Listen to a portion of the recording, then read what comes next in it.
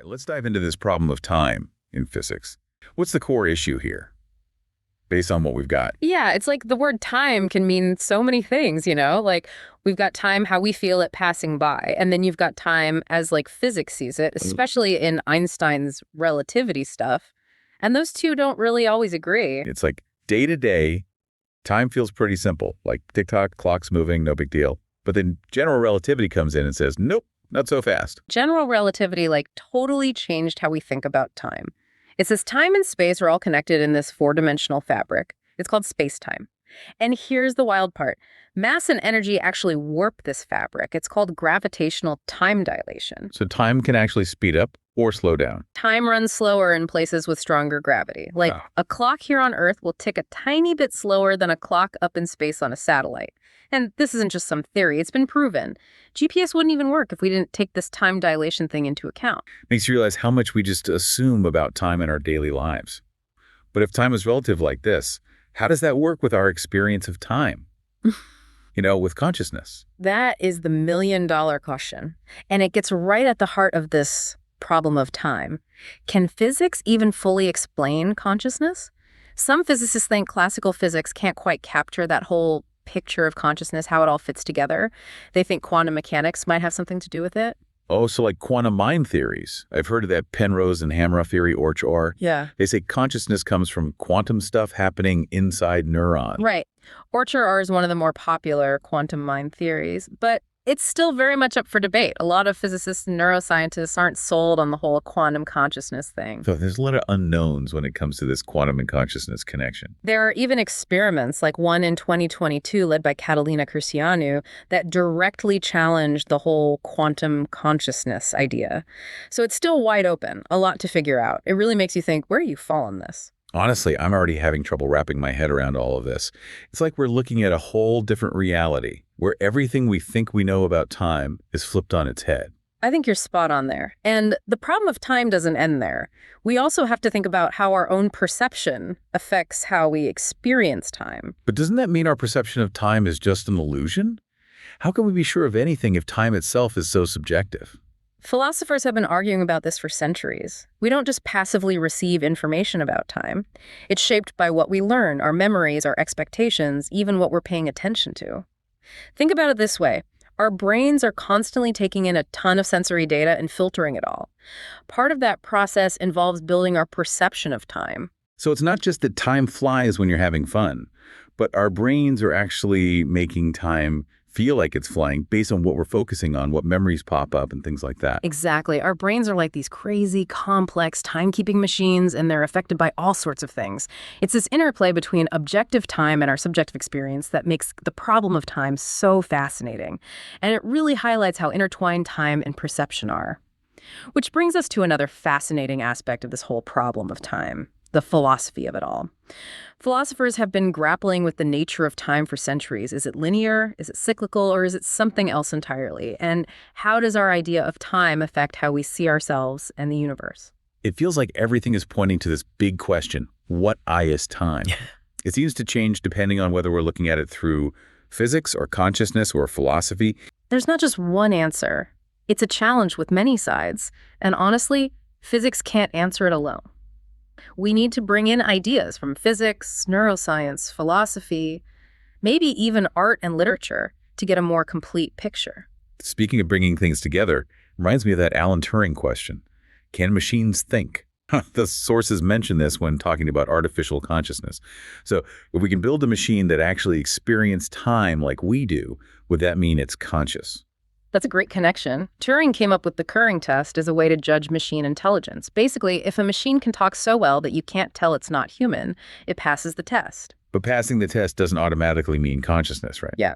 Isn't that like saying if a machine can act like a human, it must be having the same experiences inside? You're exactly right. That's the whole debate. Some philosophers, like Daniel Dennett, think passing the Turing test is a strong sign of consciousness. Others, like David Chalmers, say it's possible for a philosophical zombie to pass the test without actually being conscious. Like it could act exactly like a conscious being, but not have any subjective experience. So even if we built a machine that perfectly mimicked our experience of time, we wouldn't know for sure if it was actually feeling time the way we do. That makes this even more complicated. And it gets even trickier when you consider how easily we can manipulate our own perception of time, even without fancy technology. Think about how time seems to slow down when you're scared or excited, or how it flies by when you're lost in something you love. Like when waiting 5 minutes for an important call feels like forever, but a whole afternoon can disappear when I'm reading a good book. So if our own sense of time is so flexible, how can we even try to define it objectively, let alone understand how it fits into the universe as a whole? It's a profound challenge, and that complexity is what makes the problem of time so fascinating. It forces us to confront the limits of what we know and question our most basic assumptions about what's real. I can definitely feel my assumptions being challenged today, but in a good way, like my mind is being stretched in all these new directions, and all this talk is making me wonder about something that wasn't really addressed in the sources. What is it? Well, if our experience of time is so subjective and shaped by our own experiences and emotions, could there be whole cultures out there whose experience of time is totally different from ours? Like cultures where past, present, and future aren't even separate things. No, that's a fascinating question. Anthropologists and cultural psychologists have been thinking about that for a while. And there's more and more research that suggests that our Western idea of time as linear and progressive might not be universal. So you're saying some cultures might understand time completely differently. Exactly. Some indigenous cultures, for example, have a much more cyclical view of time. It's deeply connected to the rhythms of nature. Their understanding of time is shaped by the seasons changing, animals migrating, and the patterns of life and death in the natural world. I can see how that makes sense. If your life is closely tied to nature, your whole idea of time would probably be different from someone living in a busy city where you don't see those natural rhythms as much. Precisely. And some cultures have a more fluid sense of past, present, and future, where those categories aren't as rigid as they are for us. Instead of seeing time as this arrow moving from past to future, they might see it as a spiral, a web of connected moments, or something else completely. It's mind-blowing to think that something as fundamental as time could be experienced so differently by different people. It really highlights how much our perception shapes our reality. And it brings us back to the heart of the problem of time. It's not just about reconciling physics with our subjective experience. It's also about recognizing that our very notion of time might be limiting how we understand what's possible. So we've gone from the mind-bending physics of time dilation to the mysteries of consciousness, and now to the idea that how we perceive time can be different across cultures. And you're saying that our concept of time might be holding us back from a bigger, more expansive understanding of reality. It's definitely something to think about. After all, we're still just beginning to understand this profound concept. And as we keep digging into the problem of time, who knows what amazing insights we might find. I'm definitely feeling a sense of awe and wonder, mixed with a healthy dose of confusion. This whole conversation has expanded my understanding of time in ways I never imagined. That's the beauty of engaging with these big questions. They challenge us to expand our minds, question our assumptions, and embrace the unknown. And maybe in doing so, we can start to see the world and ourselves in a new light. I totally agree. But before we get too carried away with the philosophical implications, can we come back to the physics for a second? I'm curious about the specific challenges physicists face when trying to fit our understanding of time with the laws of physics. That's a great point. One of the biggest challenges comes up when we try to combine general relativity, which describes gravity and the large-scale structure of the universe, with quantum mechanics, which governs how particles behave at the subatomic level. So general relativity and quantum mechanics don't get along when it comes to time. Not exactly. See, in general relativity, time is continuous and smooth, like a flowing river. But in quantum mechanics, time is often treated as a discrete background parameter, like a series of snapshots instead of a continuous film. That sounds like a fundamental conflict. How can time be both continuous and discrete? That's the million-dollar question. Physicists are still trying to figure out how to reconcile these two seemingly contradictory views of time. It's one of the biggest mysteries in modern physics. So are there any promising theories or approaches that might help bridge this gap? There are definitely some fascinating ideas being explored. Some physicists are working on theories of quantum gravity, which try to unify general relativity and quantum mechanics into a single framework. Quantum gravity, that sounds intense. It is. It's one of the most challenging and mind-boggling areas of theoretical physics. One promising approach to quantum gravity is called loop quantum gravity. It suggests that space-time itself is made up of tiny, indivisible loops, or atoms of space-time. So instead of time and space being smooth and continuous, they're actually made up of these tiny, discrete units. That's a totally different way of thinking about it. It is. And if loop quantum gravity is right, it could completely change our understanding of time. For example, it might mean there's a fundamental limit to how small we can divide time, a kind of Planck time that represents the smallest possible unit of time. Whoa, a smallest possible unit of time. It's like trying to picture the tiniest grain of sand on a beach that goes on forever. It makes you wonder if time itself has a beginning and an end. Exactly. Loop quantum gravity even suggests that the Big Bang might not have been the beginning of time, but rather a kind of bounce from a previous phase of the universe. So instead of the universe exploding into existence from nothing, it might have been more like a cosmic rebound. And it shows how exploring the problem of time isn't just a theoretical exercise. It's pushing us to reconsider our basic assumptions about reality, the origins of the universe, and the very fabric of existence. I'm realizing that the more we delve into the problem of time, the more questions it brings up. Yeah. It's like every answer opens up a dozen new mysteries. We're constantly peeling back layers of reality, discovering new complexities and wonders. And the problem of time is a perfect example of how much we still have to learn. This whole conversation is making me feel like we're just scratching the surface of something truly profound. And it's this sense of wonder and exploration that keeps us pushing the boundaries of knowledge and seeking deeper understanding. Speaking of pushing boundaries, are there any other mind-bending theories out there that are trying to deal with the problem of time? Another fascinating approach comes from string theory.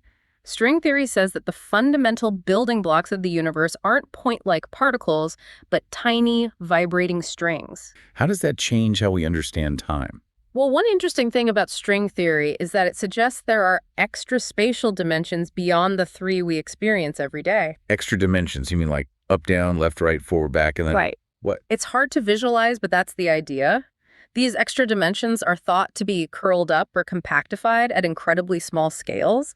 That's why we don't see them directly. I'm trying to wrap my head around that. But how do these extra dimensions connect to the problem of time? Some physicists think these extra dimensions could help explain how gravity works at the quantum level.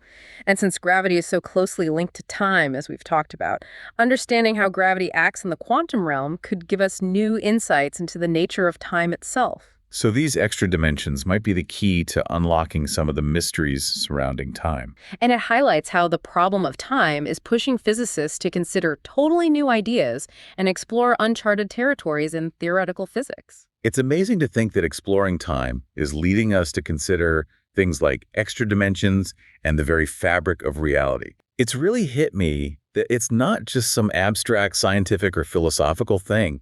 It's really personal, too. I totally agree. The more we've talked about time, the more I've been thinking about how I experience it myself, like how I sometimes feel stuck in it or rushed by it, or how I wish I could just slow it down. And that's where the philosophy of time becomes really practical, right? Because if our experience of time is so subjective, maybe we have more control over it than we think. Exactly. It's not about literally controlling how time flows, but about changing how we relate to it inside. Maybe by being more mindful or making a conscious effort to focus on the present moment. Which is, of course, easier said than done. Our minds are always jumping between regrets about the past and worries about the future. For sure. But that's where things like meditation can help. Or even just taking a few deep breaths and really focusing on what we're sensing in the moment. It's about training our attention, gently bringing it back to now. So you're saying that even though physics tells us time is relative and all mixed up with space, we can actually learn to navigate and shape our own experience of time. I think so. It's like there's this back and forth between the objective reality of time according to physics and the subjective reality of how we perceive it. And while we can't change the laws of physics, we can work with our own minds to find a better way to be with time. That's a really powerful idea. And it reminds me of something we talked about before, how different cultures might see time in completely different ways. Exactly. Imagine if we could learn from those cultures, broaden our understanding of how it's possible to experience time. Maybe there are ways of perceiving time that are more expansive, more in sync with nature, more present. It's almost like our usual way of seeing time is just one limited view of reality. And there might be other, richer ways to experience time that we haven't even discovered yet. You got it. It's like we're still using an old map to explore a vast, unknown territory. The problem of time is an invitation to draw a new map, one that includes the complexities of physics, consciousness, culture, and our own personal experiences. So what does all this mean for us? For how we understand time and our place in the universe? If we put all these pieces together, it suggests that time is much stranger and more amazing than we usually think. It's not just a background to our lives, but a fundamental part of reality that's deeply connected to space, to consciousness, to perception, to culture. And maybe most importantly, it's something we're just starting to understand. It's like we're only just beginning to glimpse what time really is. And just think of the possibilities as we keep exploring this incredible mystery. Who knows what mind-blowing insights we might find as we dig deeper into the problem of time. Well, I don't know about you, but my brain is officially full right now. But in a good way. I'm definitely going to be thinking about all this for a long time. No pun intended. I believe you.